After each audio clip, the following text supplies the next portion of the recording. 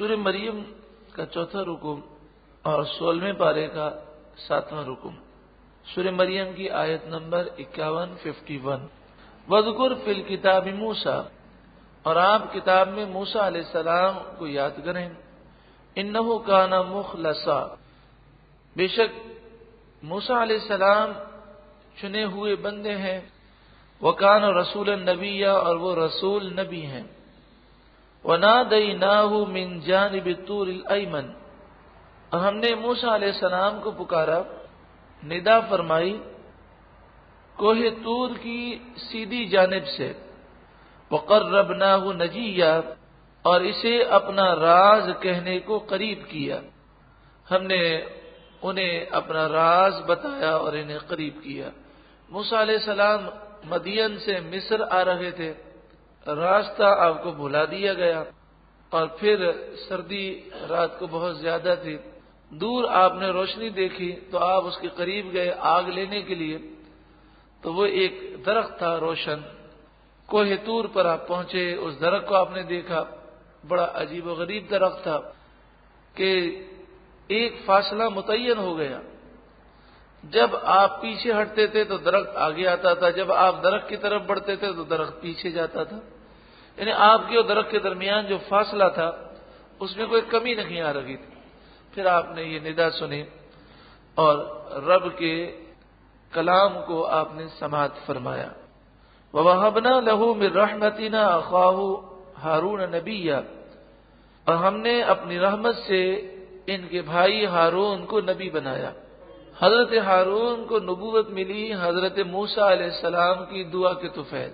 آپ نے دعا کی کہ اے اللہ تو ہارون کو بھی نبی بنا.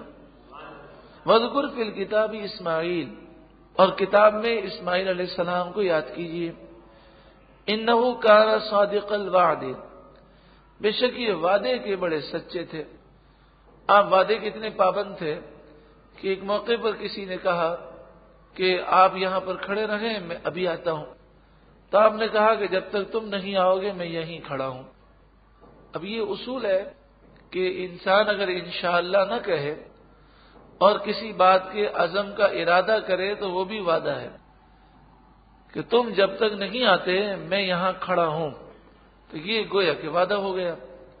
یعنی لفظ وعدہ کہنا اس میں ضروری نہیں ہوتا. اب وہ 3 دن تک بھول گیا، آپ 3 دن تک وہیں کھڑے رہے.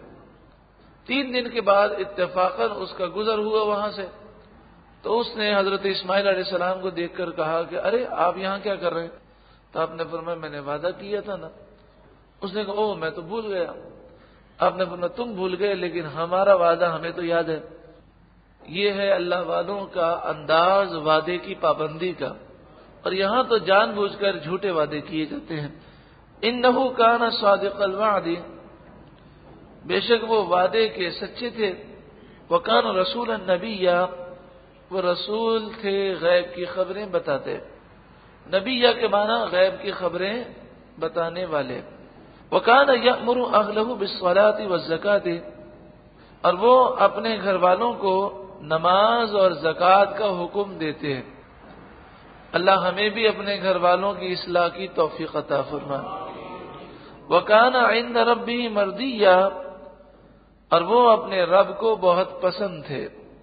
وَاذْكُرْ فِي الْكِتَابِ ادریس، کتاب میں ادریس کو یاد کیجیے. اِنَّهُ كَانَ صِدِّيقًا نَبِيًّا، بے شک وہ صدیق تھے، نبی تھے. وَرَفَعْنَاهُ مَكَانًا عَلِيًّا، اور ہم نے اسے بلند مکان پر، بلند جگہ پر اٹھا لیا. حضرت ادریس علیہ السلام کو زندہ اوپر اٹھا لیا گیا.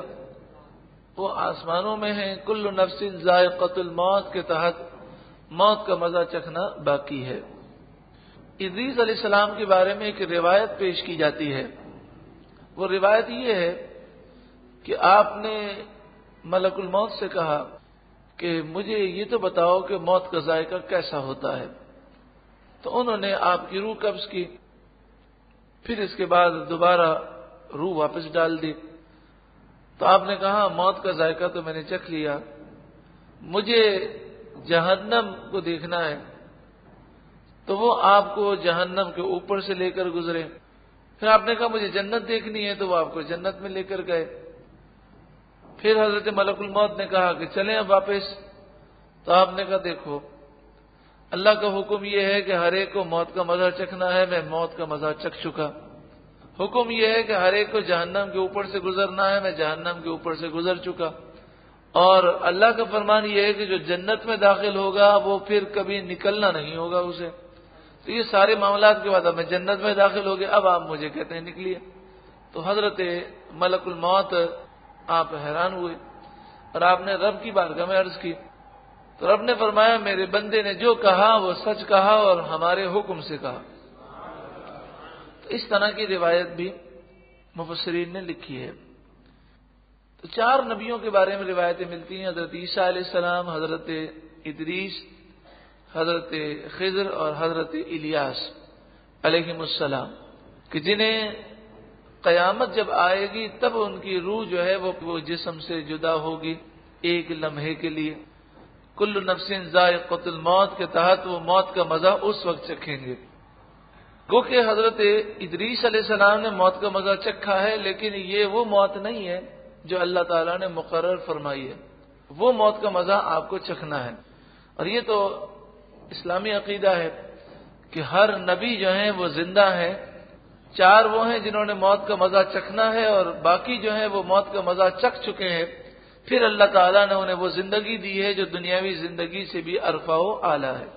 ارشاد فرمایا اولئک الذین انعم اللہ علیہم، یہی وہ لوگ ہیں جن پر اللہ نے انعام فرمایا، من النبیین، نبیوں میں سے ہیں، من ذریت آدم، آدم علیہ السلام کی اولاد سے ہیں، وممن حملنا مع نوح، اور ان سے ہیں جنہیں ہم نے نوح علیہ السلام کے ساتھ کشتی میں سوار کیا، یعنی نوح علیہ السلام کے ساتھ جو کشتی میں سوار ہوئے تھے ان کی اولاد سے، ومن ذریت ابراہیم، اور ابراہیم کی اولاد سے، وہ اسرائیل اور حضرت یعقوب کی اولاد سے، یعنی ان نبیوں کی اولاد سے کئی نبی ہیں، وَمِمَّنْ هَدَيْنَا وَاجْتَبَيْنَا، اور ان میں سے جنہیں ہم نے راہ دکھائی اور چن لیا۔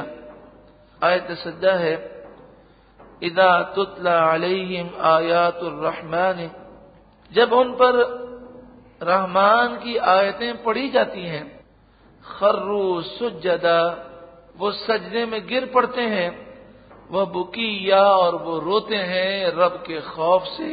اللہ تعالی ہمیں بھی اپنا خوف عطا فرمائے۔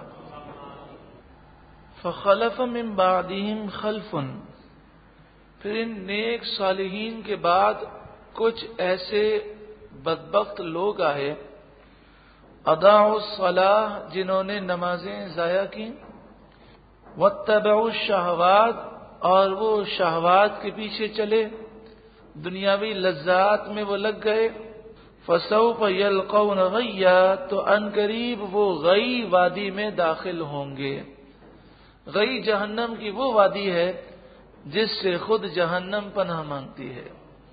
نمازوں کی اہمیت بالکل واضح ہوتی ہے کہ بے نمازی غی وادی میں جائے گا، الا من تاب، مگر جو کوئی توبہ کرے، وہ آمنا، اور ایمان لائے، وہ عامل صالحا، اور اچھے عمل کرے، فاولئک یدخلون الجنہ، یہی لوگ جنت میں داخل ہوں گے، ولا یظلمون شیئا، اور ان پر ذرہ برابر بھی ظلم نہ کیا جائے گا۔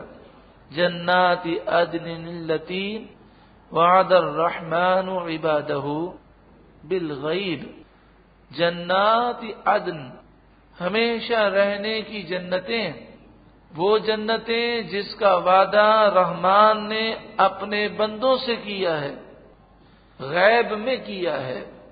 انہ کان وعدہ مأتیا، بے شک رب کا وعدہ ضرور آنے والا ہے، یہ جنت اللہ کے نیک بندوں کو ضرور ملے گی۔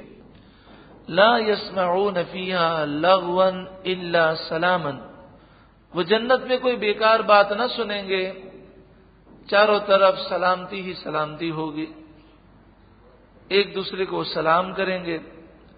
وَلَهُمْ رِزْقُهُمْ فِيهَا بُكْرَةً وَعَشِيًّا، اور انہیں ان کا رزق صبح و شام دیا جائے گا۔ تلک الجنۃ التی نورث من عبادنا، یہ وہ جنت ہے جس کا ہم مالک اپنے بندوں کو بناتے ہیں۔ کنہیں بناتے ہیں؟ من کان تقیا، جو پرہیزگار ہو، جو متقی ہو۔ اللہ ہمیں بھی تقوی عطا فرمائے کہ جنت متقی لوگوں کے لیے۔ وما نتنزل الا بامر ربک، اور ہم نہیں اترتے مگر آپ کے رب کے حکم سے۔ یعنی جبریل نے محبوب سے عرض کی کہ ہم فرشتے آسمان سے زمین پر نہیں آتے مگر اسی وقت آتے ہیں جب رب کا حکم ہوتا ہے۔ نبی اکرم صلی اللہ علیہ وآلہ وسلم نے ارشاد فرمایا، اے جبریل کثرت سے کیوں نہیں آتے؟ تو انہوں نے عرض کی کہ جب رب کا حکم ہوتا ہے تبھی ہم اتر سکتے ہیں۔ لہو ما بین ایدینا وما خلفنا وما بین ذالک، جو کچھ ہمارے آگے ہے، جو ہمارے پیچھے ہے، جو اس کے درمیان ہے، سب اللہ ہی کا ہے۔ وما کان ربک نسیا، اور آپ کا رب ہرگز بھولنے والا نہیں ہے۔ رب السماوات والارض وما بینہما، آسمان و زمین کا رب ہے اور جو کچھ آسمان و زمین کے درمیان ہے اس کا بھی وہی رب ہے۔ فاعبدہ، تو اے لوگوں تم اسی کی عبادت کرو۔ واصطبر لعبادتہ، اور اسی کی عبادت پر ثابت قدم رہو۔ هل تعلم له سمیا، کیا تم نے اس کے جیسا کسی اور کا نام سنا ہے؟ کیا اس کے نام کا دوسرا تم جانتے ہو؟ حقیقی طور پر خالق مالک وہی رب ہے، تمہیں اسی کی فرمانبرداری کرنی ہے اور اسی کا کہنا ماننا ہے۔ رب العالمین ہمیں سچی پکی توبہ کی توفیق عطا فرمائے۔